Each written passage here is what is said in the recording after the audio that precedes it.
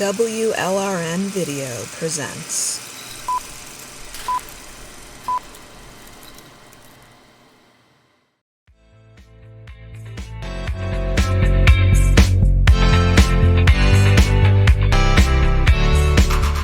Welcome to another WLRN extended interview.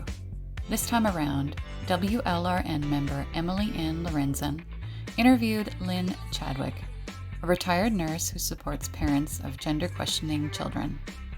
She is involved with the organization Gen Spec, an international alliance of parent and professional groups whose aim is to advocate for parents of gender-questioning children and young people.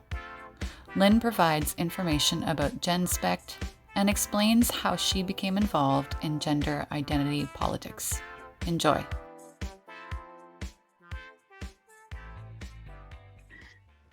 Okay, so I'm here with Lynn, and I met her at Sovereign Women Speak, and she has a pretty interesting story, and she liked to talk about Gen Spec. So would you like to introduce yourself? Yeah, Emily, thanks for having me today. So I am the parent of two adult children who identify as transgender. And so I've been in this world for a while. My son actually told me in 2003 that he had always been a woman, back when, before anybody kind of knew anything much about this. So this has been part of my life for a really long time. As the parent of two kids that are kind of stuck in this, I told my story publicly in 2019 for the first time after my daughter also announced that she was transgender. And like a lot of kids who get into this, my children have estranged themselves from me because I was unable to basically throw a parade and celebrate because I'm concerned. I'm concerned for them. I don't think that they're thriving in their identity. I don't think that it's helpful for them. So a couple of years ago, when I started my Facebook community for parents, which is really thriving now, there were very few resources for parents. We had Fourth Wave Now and Transgender Trend. Basically that was about it, which are pretty public forums and not a place where parents could really connect. And so now, fortunately, in 2021, we have a plethora of parent support groups, and the landscape is a bit different for parents, which is really great.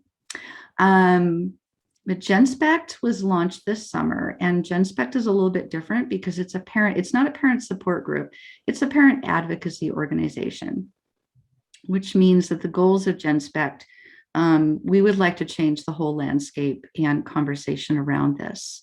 At Genspect, we're very concerned about the fast track medicalization path that kids are put on, because a lot of people don't realize that if your child goes to see a doctor, it's pretty much universal that the minute the child says they're trans, the doctor will say, yep, that's right, you're trans. And they'll send you to the endocrinologist. Depending on your child's age, they'll just go right ahead with medicalization. And there are very few other options presented to parents. The parents are pretty much told that if they don't affirm, I hate that they use such nice words to do such bad things. They say, if you don't affirm your child's identity, there's a really strong likelihood that your child will commit suicide. And they tell you that in front of your child. And not to mention that it's pretty ethically abysmal to suggest to a child that they might want to commit suicide. Mm-hmm. Any suicide prevention organization would say that's a really bad idea. But it's a pressure that's put on parents to say, anything, just save our child. So yeah, it's a pretty bad landscape out there. Yeah. And what comes to mind for me is when I was a teenager, right, I struggled with depression and suicide. And, Right. there was never any language around like, because you're depressed, you will commit suicide. So we have to do these things. It was more like going to group therapy, going to therapy, talking about my feelings, Mhm. trying to find solutions to my problems. So Mhm. what do you think makes this so different? Like, why are they going down this path? Well, most of us that are adults and we've been through puberty, we recognize that puberty has always been a difficult time in life. There's a lot of changes that happen. And especially for gender nonconforming or gay or lesbian youth, it's a very difficult time of life. Um, and in comes gender identity with the most alluring possible offer. Take this magic pill and you'll be a new person, and all your problems will go away. Everything that's wrong with you is because you're really you're a boy in a girl's body, and we can change that for you. Mhm. Um, it's what kid wouldn't take the offer of being able to start all over again and be a new person? It's absolutely magically um, alluring. And that's the really frightening thing about it. And the other thing I think about a lot is that when I was young, and probably when you were young, we wanted to rebel against our parents, right? Right. But the things that we did to rebel against our parents didn't put us down a pathway to irreversible medical treatments that we weren't ever going to be able to get out of. I mean, the most rebellious things that we could do were things like experimenting with drugs or getting a tattoo or a piercing, you know, and and or a child could develop something like an eating disorder, but everyone would recognize that getting addicted to drugs or in a serious way or developing an eating disorder were interventions that needed treatment and help for the child to become more healthy. But this is a rebellion that a child can take a hold of, and they can get everyone in their life on their side against their parents. Now that's some serious power. Yeah. You can say, my psychologist supports me, my teacher supports me, the school supports me, the doctor supports me. You're the only one, Mom, you're the only one with the problem here. You're the one with the problem. Mhm. Imagine the power. Yeah, absolutely. And then I think a common argument is they try to compare it to homosexuality. And because I could hear somebody say, well, you're the bigot who's not accepting your child. And here comes the psychologist and the teacher and the whoever who's saying, like, well, it's okay that your kid's gay.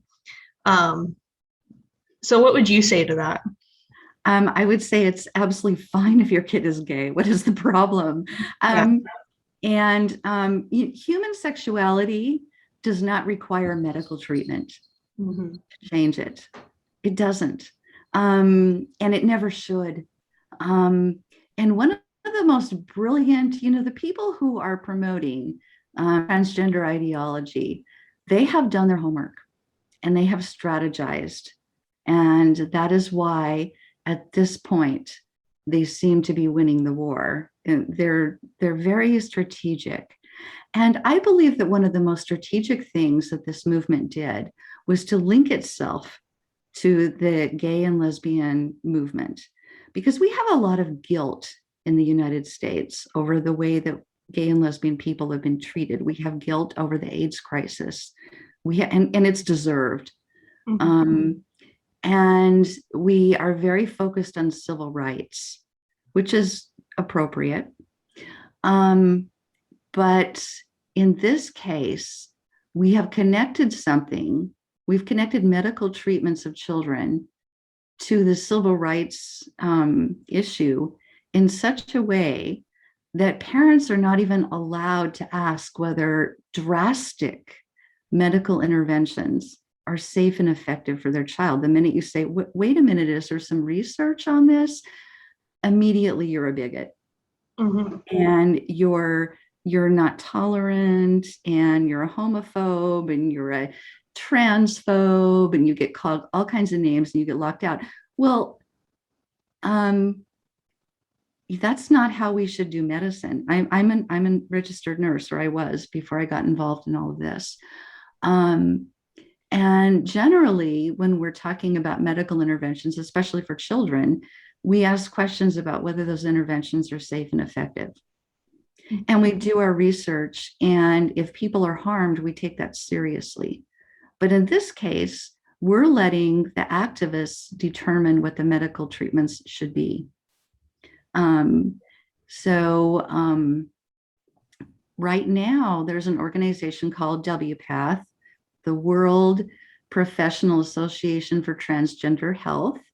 And WPATH issued a set of guidelines, which are sometimes referred to as standards, which is really duplicitous, because medical standards are something that doctors are accountable to. If you have a medical standard, that means that a doctor is required to conform to that standard, and they're accountable if they don't.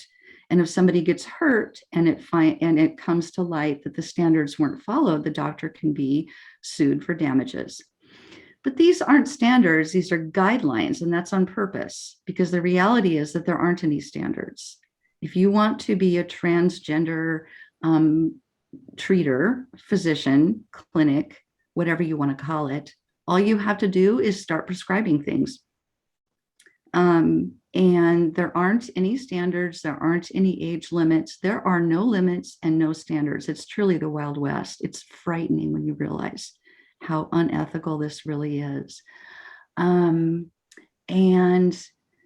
also the medications that they're using, puberty blockers and cross-sex hormones, have never been approved by the FDA for use for these purposes.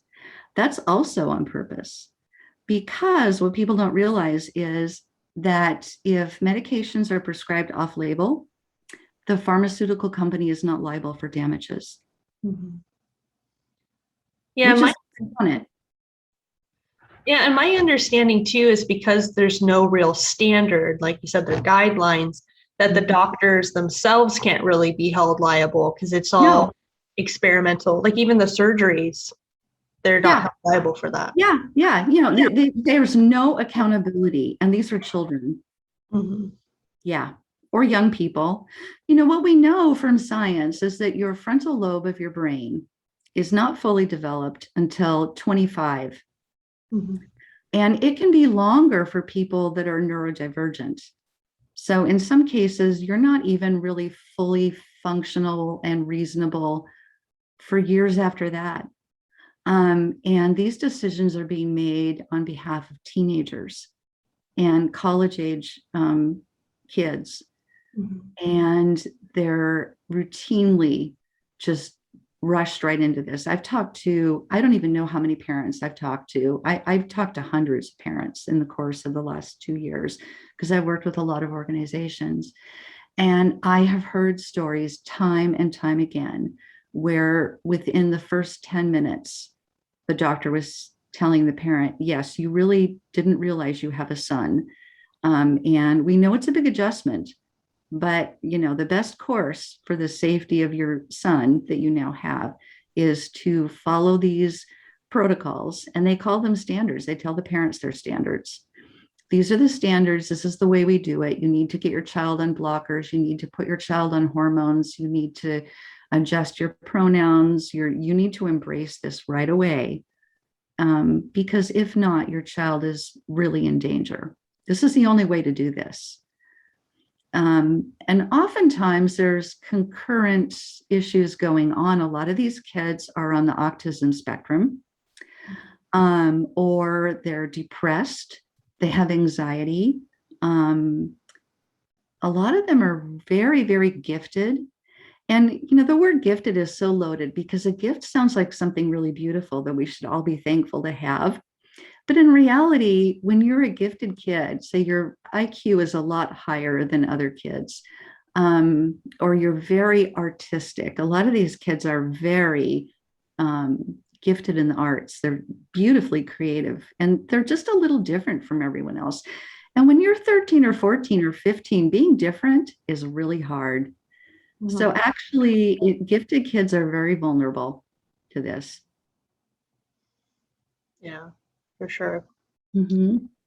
And I was looking at the Gen Spec website, Yeah. and I noticed, let me pull it up. I noticed that you had some pretty interesting people on the team, like Yeah. Sasha Ayad. Is that what I'm saying Yes. right? Sasha Ayad is one of the leading therapists in the US. Her entire practice is devoted to gender questioning kids and their parents. Sasha works with Stella O'Malley a lot. Stella founded Genspect. She's a therapist located in Ireland. And the two of them have a podcast that anyone who's interested in this subject might want to check out. It's called Gender, A Wider Lens. And it's an excellent podcast. I really recommend it. It's a very gentle way of kind of talking through all these various issues. And it's compelling to me because it's very kind. I think one thing that really stalls us in these conversations is that we're very polarized, that the rhetoric is harsh. Parents are angry, we're justifiably angry. But sometimes our anger doesn't help us in dealing with our kids. Yeah. Yeah. Yeah, they need love. That's the biggest. They need a lot of love. They need a whole lot of love. Yeah. Yeah, and there's kind of this weaponization of compassion. If you're a compassionate person, then you should think this way.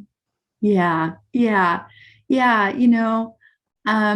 blows my mind that people will actually think that they're being compassionate to a child while sterilizing them for life, taking away their sexual function. You're advocating for a 12-year-old to go on puberty blockers, which have untold side effects. We really don't even know what the long-term side effects of these treatments are. And if you push them hard enough, they'll admit, yeah, there aren't any long-term studies now. We don't really know. But these puberty blockers have horrible side effects, even when they're used on label, when they're used for the purposes they were originally intended for. They have horrible lifelong side effects. And how can it be compassionate? That's not compassionate. It's compassionate to put a troubled kid in reasonable, open therapy where they can work through their issues. Unfortunately, it's almost impossible to find a therapist who won't immediately tell you that your child is trans and push them along the path as well. So that's another problem parents have. They can't find therapy. Yeah. Yeah. Big deal. Mm-hmm. And I believe Lupron is one of the biggest puberty blockers. And wasn't that used for prostate cancer? Prostate cancer. It was also used to effectively castrate male sex offenders. Yeah. It's used in fertility treatment. And there have been so many serious lifelong it interferes with bone mineralization and causes lifelong osteoporosis that can be really significant. So we've got young women in huge Lupron support groups that are suffering from spinal issues, broken bones. Just they're really messed up. Puberty is a really important time of life. A lot of important physiological changes happen during puberty. It's a time of brain development. It's a time of sexual maturity. It's a time of bone mineralization. And, to call it a pause button, that's what they call it, a pause button, as if we were CD players. Yeah. You know, you don't put pause buttons on normal physiological processes and interfere with them like a sledgehammer and expect for there to be no consequences. It's ridiculous. Yeah. And you mentioned that you used to be a registered nurse. Did your career end because of your activism? Well, I was able to stop working a few years ago, fortunately, which freed me up to pretty much spend most of my time on activism, which I'm happy about. But at this point in time, unfortunately, I'm Googleable, and it's not very positive. There's Depending on which Google hit you hit, I'm either a hero for parents or I'm a child abuser. And when your name is that Googleable, you're really not employable anymore. I had a volunteer job at a local community theater. I popped popcorn and I ran the cash register and I swept floors and took tickets. I was fired for my volunteer job popping popcorn because the local newspaper called me a threat to the community, a well-known foe of the transgender community. That's what I am. Wow. Yeah. So and it wasn't a financial thing. It was absolutely a wonderful thing for me to be able to go to the theater, be absolutely nobody, say nothing about gender, and just pop popcorn and watch movies. And I don't get to do that anymore. But yeah, once you as we know, once you come out as an activist in this arena, it can change your career. It can change your life a lot in a lot of ways. I'm not sorry about that, but it happened. And you live in Washington, right? I do. Yeah. Yeah. And, one of the things that's how we've had some very, very problematic legislation in Washington state. And one of them is that the age of medical consent in Washington state is now 13. And so if your child goes in at 13 for gender affirming care and they don't want to tell you about it, as a parent, you will get a blank bill. And you're expected to pay the bill, but no one will tell you what your child received. And that's happening all across the country. We also have a therapy ban. And the crazy thing is they call it a conversion therapy ban, which, who is in favor of conversion therapy? It brings to mind electric shock treatments and scare therapies and people trying to convert people's sexual orientation, all kinds of horrible things, torture. But the reality is that what they're really trying to stop is any therapist talking to a kid about gender and not 100%, throwing a party over it. That's what it's come to. You can't even explore it. And therapists are scared to talk about it. Yeah, I remember there's a recent story that I saw where like a 3 or 4-year-old boy was trying to cut off his penis, and so they're trying to say that he's trans, and believe it was Dr. Jessica Taylor in the UK who was like, that's kind of a sign of sexual abuse, and it's like we can't explore these options because that kid needs some serious help. Yeah, some serious help. He doesn't need a dress and female pronouns. He needs some serious therapy. This is a troubled kid. And that's the reality that, a lot of these parents have very troubled kids and they can't get any therapy. So we're just trying to do the best we can as parents. And, the lack of professional support is really troubling. So that's kind of one of the things that Genspect is trying to do. So Genspect happened because Stella O'Malley started having support group meetings with parents because she was working with a lot of kids, and she started to recognize that parents needed support.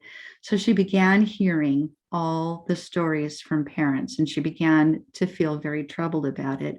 She also began to recognize and this is so true, there is a lot of power in parents. And that power deserves to be harnessed. And so what Genspect has done is they have created a forward-facing organization where parents can be involved, but they can be involved anonymously. They don't have to come forward all by themselves in a hostile world and try to do all of this themselves. We have doctors, therapists, writers. We have people behind us in Genspect who have no skin in the game, really, and they're willing to represent us and help us. And I'm thrilled about that. So Genspect isn't so much a parent support organization as it's a parent advocacy organization. So we are advocating for the rights of parents to true help for our kids and for the truth to be told fairly in the public forum. So one of our goals is to be in the media, and I'm not talking about little right-wing, conservative, online organizations. And they're, you talk to the people who will listen to you, right? That's who we talk to, the people who will listen. And, when the New York Times will listen to us, we'll talk to them. But we've had more success in the UK. We've had quite a bit of success in the UK. And the conversations are starting to happen. And that's absolutely excellent. So for example, if a parent is having this issue, their kid says they're trans and they bring them to the doctor, would Gen Spec be able to step in and advocate and say, we want different treatment? Or? Yeah, Emily, I'm so glad you mentioned that, because there are some new, really exciting things that are happening at Gen Spec. And one of them is our parent advocacy program, where Gen Spec will send a liaison, either in writing or in person, to represent you with your, whether it's a teacher, a physician, a mental health professional. We will speak with that person on your behalf and present some other sides to the story. A lot of doctors and therapists and teachers are just plain uninformed. Doctors are really busy people, and they're just given this information. It's presented as the only side, and they haven't ever even been given the other side of the story. So the parent liaison program is really exciting to me. We also have a parent resource, we have some pages where there's it's kind of a start here. Here's some tools to equip you, a whole bunch of articles to help you. There's so many resources right on the website for parents. There's also another resource that I'm really excited about, is that there's a whole page of parent support networks. They're right on the Genspect page, and you can get connected to parent support through Genspect, which is invaluable, because when you figure out that you are not the only parent in this situation, it's very helpful and empowering. You realize that, you're not the only crazy one. And, it gets a whole lot easier when you have a lot of other parents that understand exactly what you're dealing with. And, we're all in this together. So there's a lot of power in that. Yeah, that advocacy program sounds really important, because, for parents, it's hard to advocate for yourself when everybody's against you and you're emotional and you can't remember all the statistics and all the studies off the top of your head. Right. Yeah. Right. So you get a knowledgeable person who's good at speaking with professionals, and they'll advocate for you. This is the kind of help parents need. Yeah. Yeah. So how did you get involved with Gen Spec?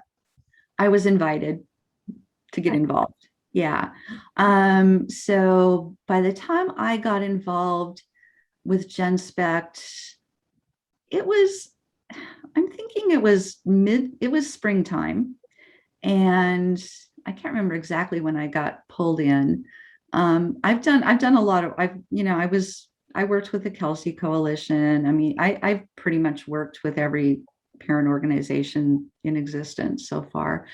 But Genspect had pretty much, decided what their goals, what their positions, that there was already this, the steering committee, and they had the advisory panel set up. And, we were just kind of putting the finishing touches on things. But what you don't see when you go to the Genspect site is that the real power behind Genspect is not up in front in that website. The real powerhouse of Genspect is the parents behind Genspect. So there's a forum, there's a Discord forum in Genspect that is for the parents, that is anonymous, where we are brainstorming, where we are connecting, where we're talking about ideas, where we're working in that forum. But we're protected from being public, which is really important because I quite frequently get phone calls or messages or emails where someone asks me, can you find, I want to do a story. Do you have parents that will go on camera and talk to me? And I don't recommend that parents go on camera to talk about their story. I think that there is incredible power behind narrative. I think narrative is the only way you change hearts. And so I think parent stories need to be out there, but for a parent to go on camera and for their child to see that at some point is just so, it's so risky. And I am 100% in support of parents. And so if a parent really wants to go on camera, I will find them a place to do it. You do whatever you think, but I will also warn them, that you really want to think about this before you go public.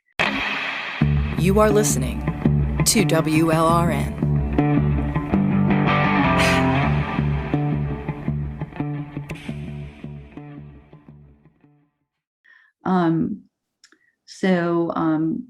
Another thing that's really exciting that's happened at Genspect just this week is we have officially partnered with the PIT Substack. PIT is it's a blog, and it's 100% written by and run by parents. It's anonymous, and parents are writing powerful stories and articles, challenging the doctors, challenging the therapists, challenging the system, telling their stories. The PIT Substack is just so excellent, but PIT has really gained some serious steam. It's all over Twitter, and they're being followed and looked at by a lot of people. And so at Genspect, we want to support them and just kind of give them a little bit of extra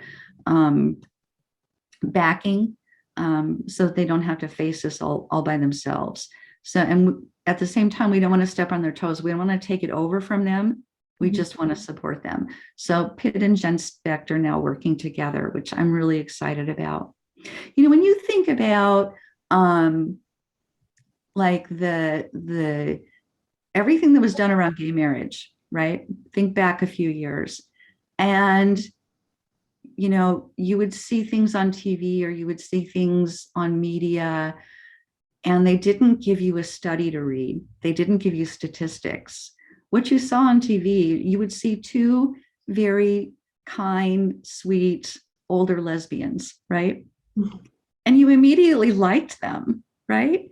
And they would say, I can't, she was in the hospital and no one would let me visit her because I wasn't recognized as family. Mm-hmm. And we've been together for 40 years. And your heart was drawn, right? It was drawn by narrative. It was drawn by story. We all have a mother. We all know what it is, to have fractured families and to have painful situations.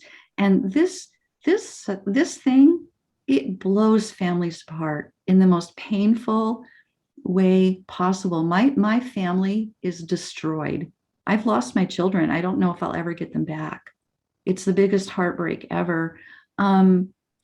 And I don't have power. The only power I feel like I really have is that story.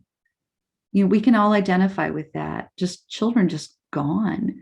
The stories of grandparents that, can't see their children anymore, siblings, aunts and uncles, longtime family friends. These, I know of a lot of marriages that are dissolved.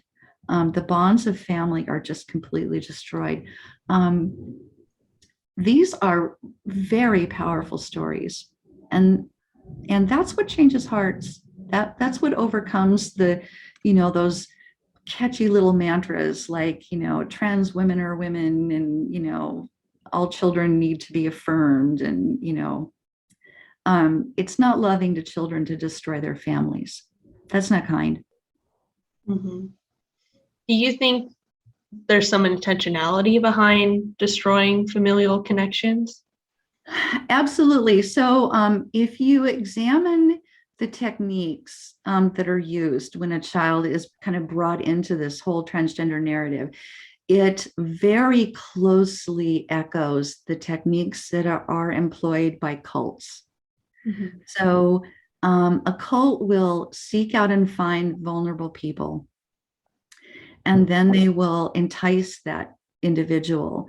They'll enfold them. They'll bring them in. They will love bomb them. You finally found your place. Mm-hmm. And we welcome you here. We love you, and you are now included. You have a new family. And closely behind that, there begins to be some very insidious things that happen. And one of the really powerful things that cults do is they convince their new recruit that everyone who is not part of the cult is the enemy.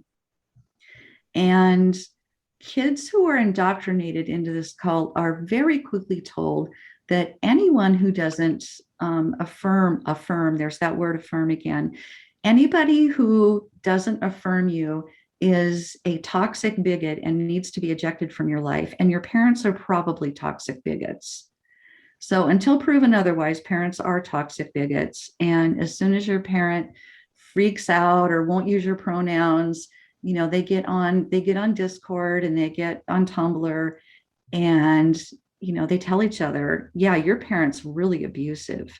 You really need a safe space. There's a whole safe space campaign. Schools are given toolkits and encouraged to create safe spaces, and they get stickers for the windows saying this is a safe space. Yeah. Now the teacher is safe, but the parents are not. Mm-hmm. Yeah. Yeah. Well, and I can't help but to compare it to the homosexual community, and you would hear stories about like gays and lesbians getting kicked out of their homes. But I don't remember there being a narrative of you must disconnect with your bigoted family. I mean, if they're being really abusive, yeah, but it wasn't really like. Yeah. This is a whole new thing. And it really bothers me that it gets connected to homosexuality. It really bothers me. Yeah. I was in Austin a few months ago. I was there to testify at a hearing, and I spent some time outside the legislature building. I was holding a picture of a double mastectomy, and there were a few other people there with me. And I would just say to people who are passing by, I'm here because someone did this to my daughter. And I had this encounter. This couple came up to me, and the mom said, "Oh," she said, "yes, you and I, that's just like my daughter." And and of course, immediately as a mom, my heart's going out to her, and I want to see how I can help her. But as soon as I started talking to her daughter wasn't trans. Her daughter was a lesbian. Her daughter was a butch lesbian. And the only reason this mother was upset was because her daughter was gender nonconforming. And she saw it as the same thing. And that's such a lie. And, I asked her, I said, do you have a picture of your daughter? And she pulls this picture out of her daughter's butch. And I said, well, your daughter looks beautiful to me. Yeah. and no one's cutting off her breasts or putting her on testosterone. Her body is still whole and healthy. And she says, yes. And I said, well, I think your daughter's beautiful. But my heart was just breaking, that this would be conflated to this family, that this is the same thing. Yeah. And then that brings up the topic of the trans medicine being like conversion therapy for homosexuals. Absolutely, it is. It absolutely is. It's worse in some other countries. Like in Iran, it's illegal. We know it's illegal in Iran to be homosexual, but it's absolutely fine to be trans. Mm-hmm. So they are intentionally medicalizing homosexual people over there so that they can live their lives. It just breaks my heart. And the problem is now we're running out of positive gay and lesbian role models for teens. The only people they're seeing it's now the queer community. Yeah. And it's just, who are they supposed to emulate anymore? Yeah, for lesbians, all I can think of is Ellen.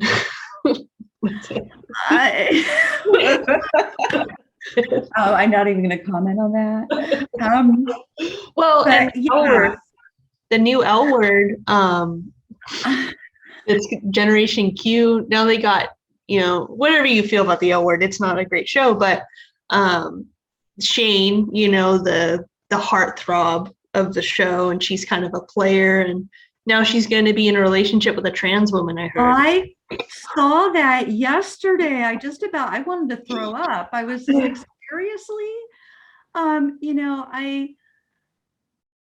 had no understanding of that whole issue until I became involved in activism around this issue, which happened for me in January of 2019.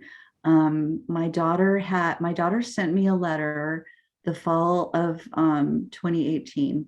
As soon as she found out that I found out by accident, she had already legally changed her name and she was already in testosterone. And her siblings and her dad had kept it from me. Everybody else knew, I didn't. And I found out, and then she changed her phone number and blocked me on social media. And I sent her an email and I said, it looks like you have a new name and a new identity. And I want you to know that I'll always love you, no matter what you do. Mm-hmm. I'll always want you in my life. That is all I said to her. Yeah. She sent me a typed letter saying that she no longer wanted to have any contact with me and she would never be contacting me again. And that she would appreciate it if I would not try to contact her. So I got a no contact letter. I was completely devastated. And so I couldn't get out of bed for a few weeks. But then I learned that Posey Parker was coming to DC in January of 2019. And so I bought a plane ticket and I flew to DC by myself. And I'm on the plane like, nobody invited me here. Nobody's expecting me here. I guess I'm just going to show up, this sad mom, And I had spent my adult life as a conservative Christian. So I didn't have, I didn't know any feminists. I didn't know any lesbians. Like I worked with a few, but I didn't have any, real relationships in that community. And the next thing I know, I'm standing outside of Facebook headquarters in DC, and all the women start showing up. And I don't know most of them.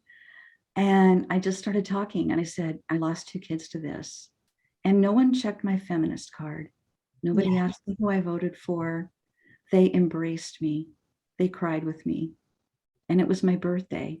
And they sang me happy birthday out there on that sidewalk. And it was the first time, I'm going to cry. It was the first time that I had found anyone who understood. anybody who supported me. I didn't have to explain to them why this was bad. So I walked around just going, hi, will you Facebook friend me? I want to stay in contact. And I just started just like making connections like mad. And I had no idea who anyone was. There was this woman standing up in front, and she started leading us in this song that went, if a person has a penis, he's a man. I had no idea who she was. It was Julia Long. And so I got to know Julia Long. There's a really funny thing that happened. There was this really, really nice woman there that I was really drawn to because she was just so kind. And so I asked her to Facebook friend me, but I was going around talking to lots of people. So I asked her if she would Facebook friend me, and she looked at me really funny and she said, I already did. I said, did you? And she said, yeah, I already did. And I said, what was your name again? And she said, Julia Beck. B-E. I didn't know who anybody was. And then we're outside of Twitter, and this tall redheaded woman shows up, and everybody's making a big fuss over her. I don't know who she is. And it was Megan Murphy.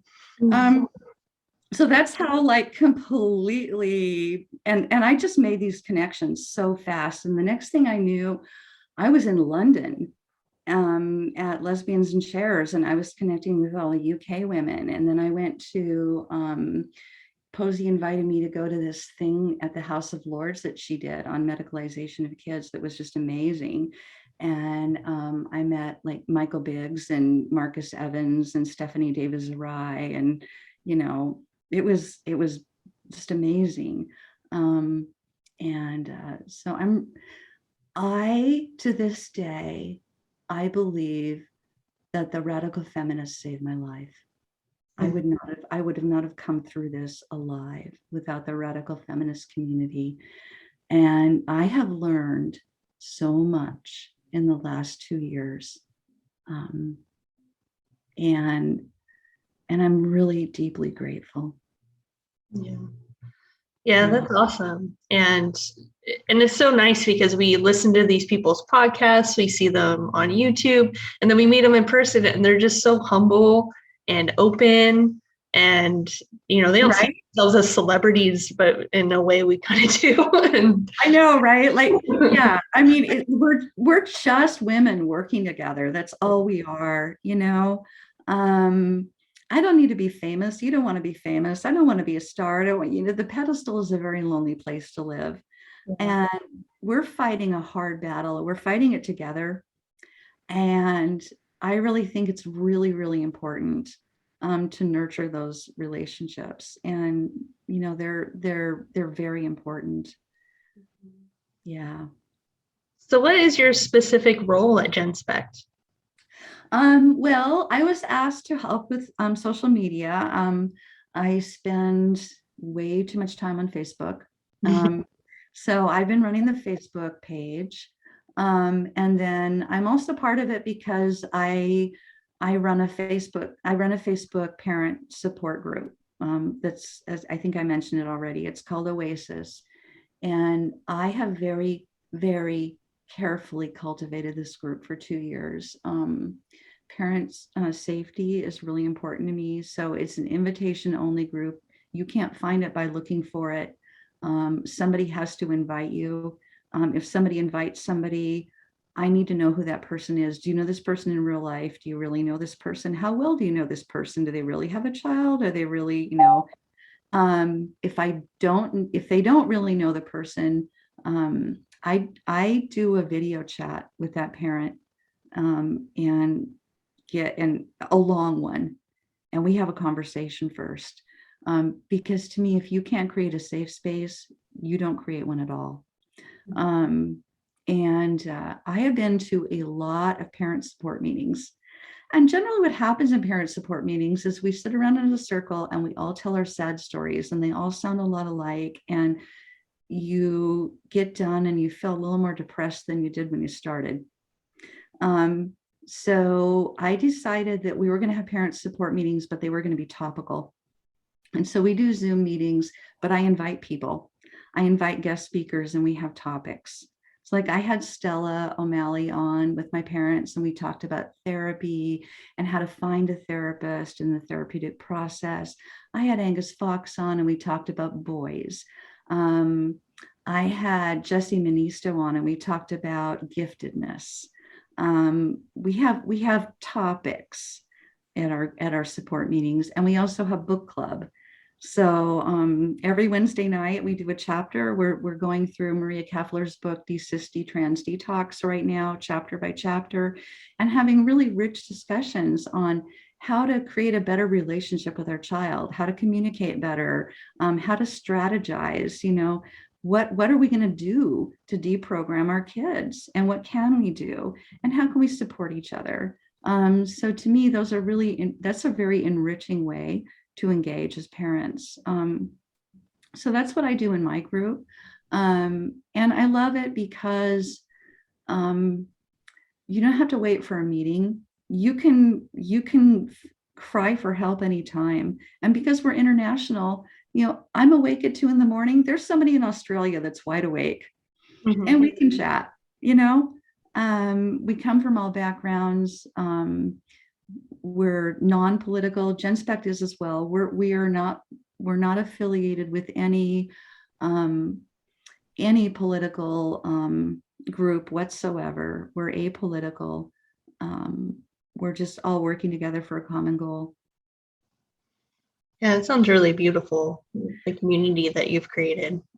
And you use the term safe space, but it's different than putting a safe space sticker on your window.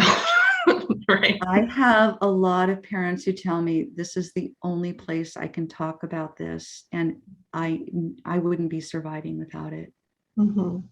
Yeah. And we've had some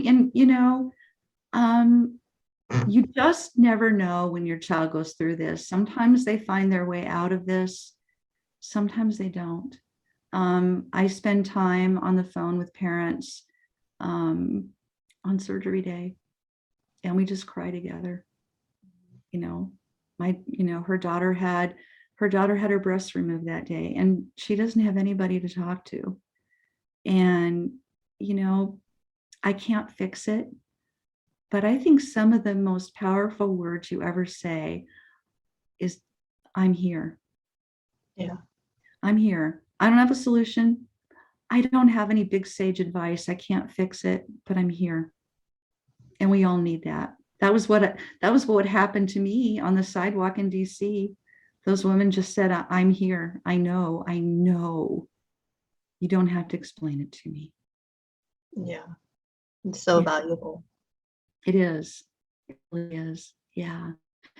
Yep. Yeah. So some parents are very activist oriented, we have a lot of anger inside of us, and we want to go stand in front of gender clinics, which I'm doing on a regular basis now, thanks to Can I Get a Witness? And we want to we want to help legislation, we want to talk, we want to organize, we want to do stuff. Some parents are built that way. Some parents are just trying to get through the day. And my feeling is, at the end of the day, I don't think a parent owes the world anything. I think the world owes the parents a few things: the freedom to speak and be taken seriously, to understand that we love our kids, and that we're concerned. So if it helps a parent get involved in activism, it helps me. But I can't work with my kids, so there's not a lot else I can do. If it's helpful for a parent to engage in activism, I will provide people forums and help you get connected, help you do it. I'll help you all day long. But if you just need healing, help, and hope, and somebody to care, you don't have to do anything. Yeah.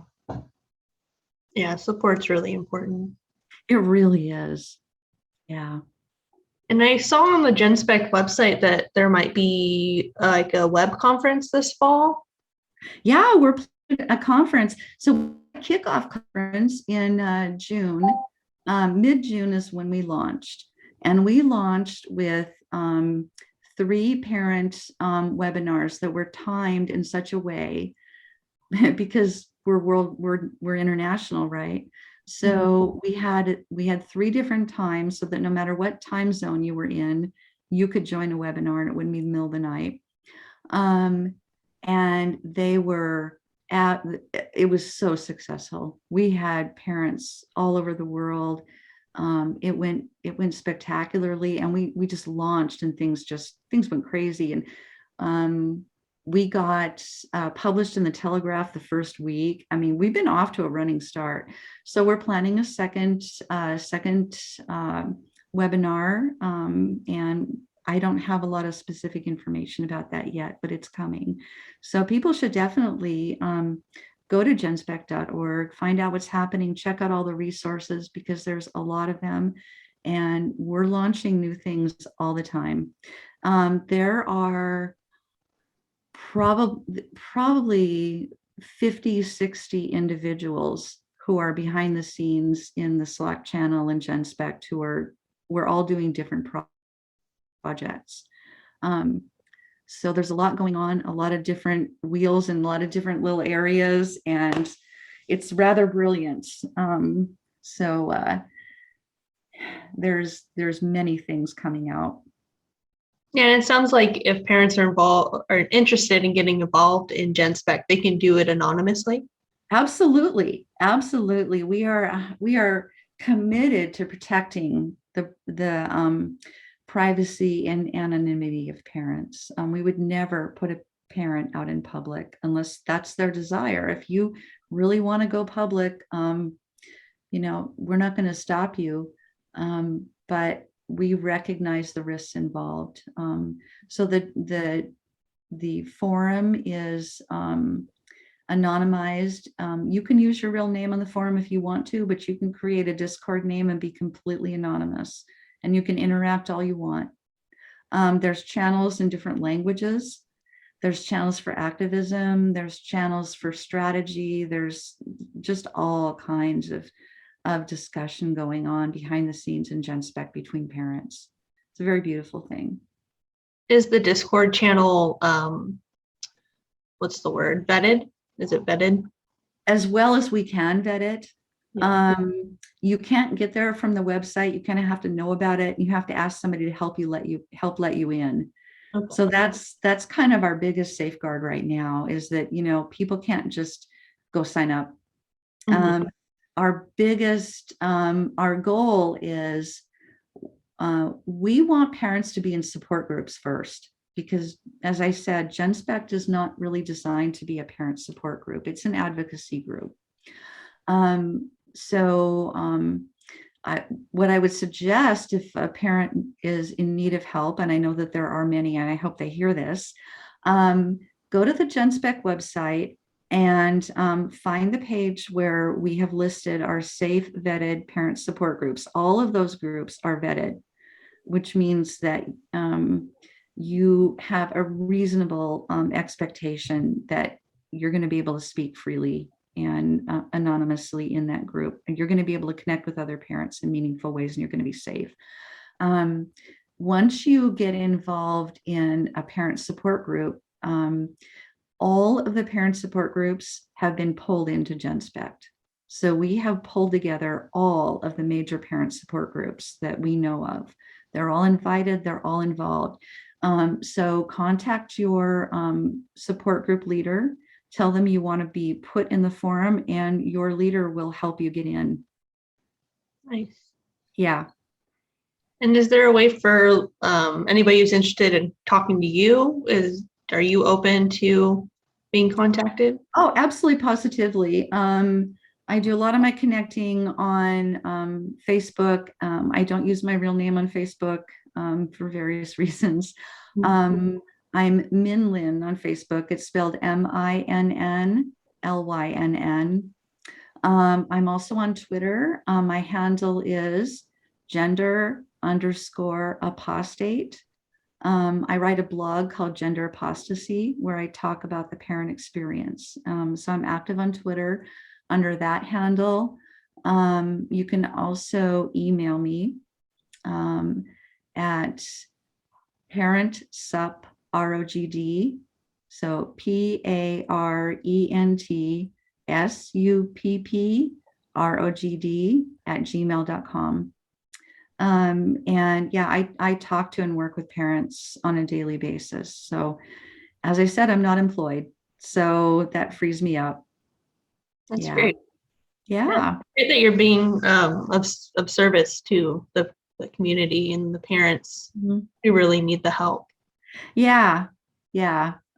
But you know, the really great thing is what I've observed in my Facebook group is that I've created a room there where I've put the parents together, and it's not necessary for me to individually support each one of those parents because they're doing it for each other. And if I have an offline day, which I need to take more of them, I really need to take a lot more days where I just turn it all off. I come back later and somebody's had a really difficult time. They posted about it, and there's 73 comments underneath that where all the parents have come and they've all given support. I don't know if you've ever moderated a Facebook group, but typically you have to intervene. You know, people get nasty and they make snide, rude comments and they have to be kicked out, and that never happens in this group. I rarely really have to do anything because these parents care about each other. They actually take vacations together. They actually drive and meet each other in person. They form little independent messenger thread groups where they chat with each other. If they're praying people, they make little prayer group threads and they get together on Zoom and pray together. They connect, they find ways, and they take care of each other.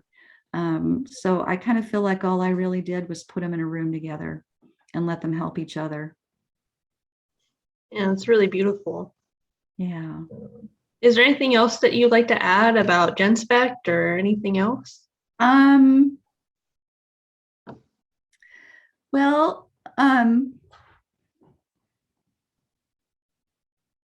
one of our positions, some of the, if you go to the Genspect webpage and you read through the, you start looking around, and one of the positions, you know, Genspect has official positions. We have, you know, we've outlined how we feel about things. And I wouldn't say that all of the parents, me included, we didn't necessarily draft all these positions. So we may not agree on them 100%. One of the positions that's put forward is that Gen Spec does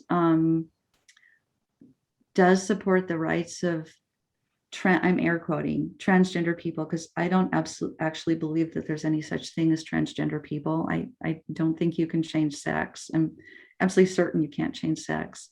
I think that there are people who are uncomfortable with their bodies and they deserve good mental health help, my children included.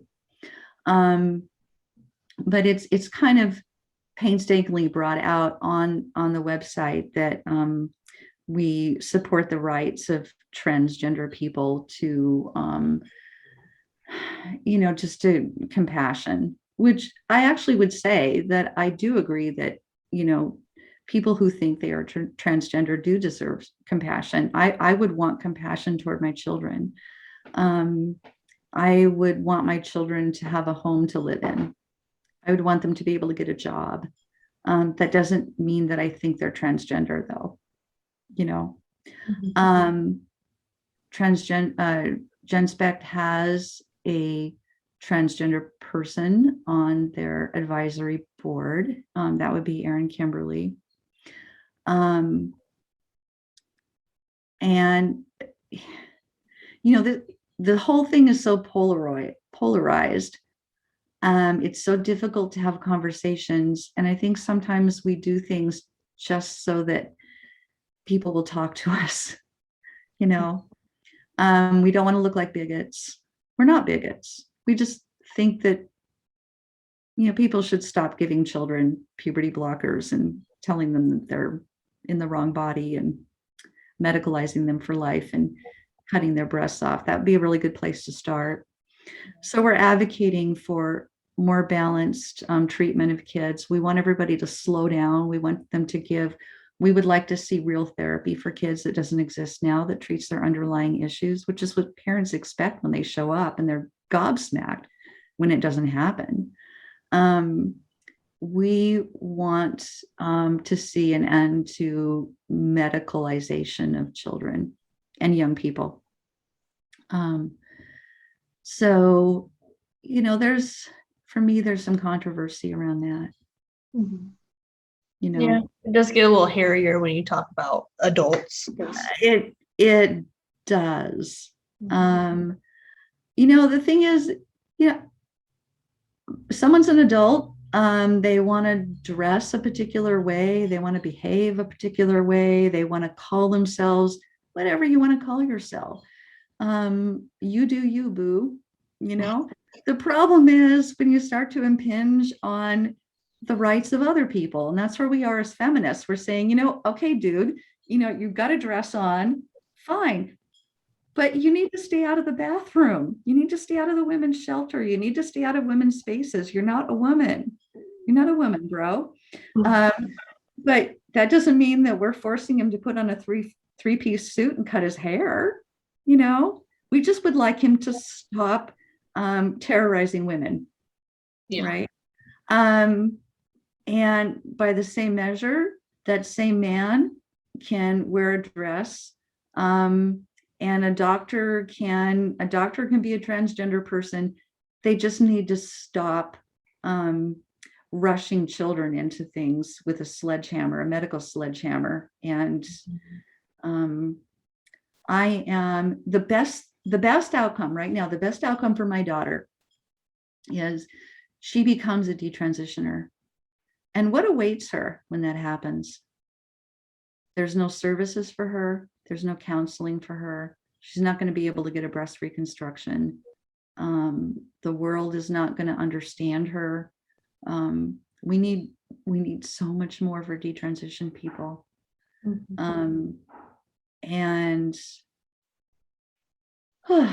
Yeah, there's a lot to unpack on this.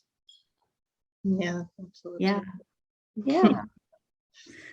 Well, thank you so much for speaking with me today. Oh, you're so welcome, Emily. It's nice to see you again. And I hope that we get an opportunity to meet in person again soon. Yeah, that'd be really fun. Yeah. Have a great day. Thanks, Emily.